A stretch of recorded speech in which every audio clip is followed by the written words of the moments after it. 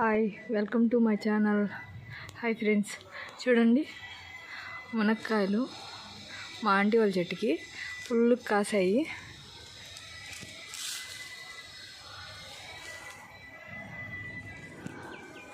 ఇవన్నీ సన్నగా ఉన్నాయి, కొంచెం లావుగా కాయలు కోసుకోవచ్చు.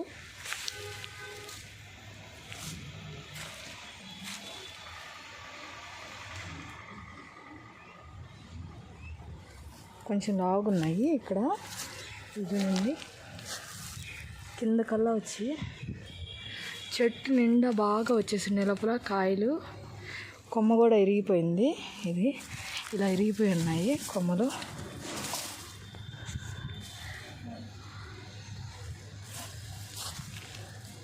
చూడండి ఫ్రెండ్స్, ఎలా వచ్చున్నాయో కాయలు.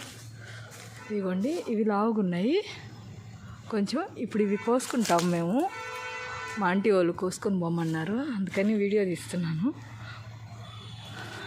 ఇటు సైడ్ వచ్చి బొప్పాకాయలు, ఇవి ఫుల్గా వచ్చున్నాయి. ఇటు కూడా ఇంకొక చెట్టు కూడా ఉంది. మొత్తం ఇవి సన్నగా ఉన్నాయి, ఇవి కూడా బాగుంటాయి కాయలు. ఈ చెట్టు అయితే బాగా ఫుల్గా వచ్చేసే లోపల ఇరిగిపోయింది కొమ్మ. మొన్న గాలి వాన వచ్చింది కదా, అందువల్ల ఇరిగిపోయింది చెట్టు అంతా. మొత్తం కొమ్మ ఇరిగిపోయింది. కాయలు చూడండి ఎలా ఉన్నాయో చెట్టుకి. మొత్తం కాయలన్నీ ఉన్నాయి, అయినా కానీ ఇరిగిపోయింది. మొన్న వాన వచ్చింది కదా, సో అలా ఇరిగిపోయింది. ఇక్కడ పాములు ఉంటాయేమని కొంచెం భయంగా ఉంది, అందువల్ల కొంచెం వాయిస్ క్లియర్గా లేదు. ఏమనుకోబాకండి ఫ్రెండ్స్. ఇప్పుడు కాయలను కోస్తాను నేను.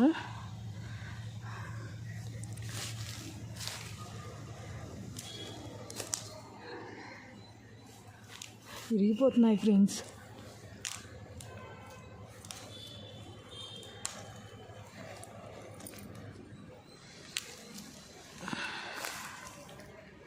కాయలు కోస్తున్నాను. బాగున్నాయా? నిండా వచ్చున్నాయి. ఇదైతే చిన్న కాయ పడిపోయింది, చేయి తగిలి పడిపోయింది. మొత్తం వచ్చున్నాయి. ఈ హోల్స్ ఉన్నాయి కదా కొంచెం, అది మా ఆంటీ వాళ్ళ ఇల్లు, ఇది మా ఆంటీ వాళ్ళ ఇల్లు. ఇక్కడ ఇది కూడా వాళ్ళ స్థలమే అన్నమాట.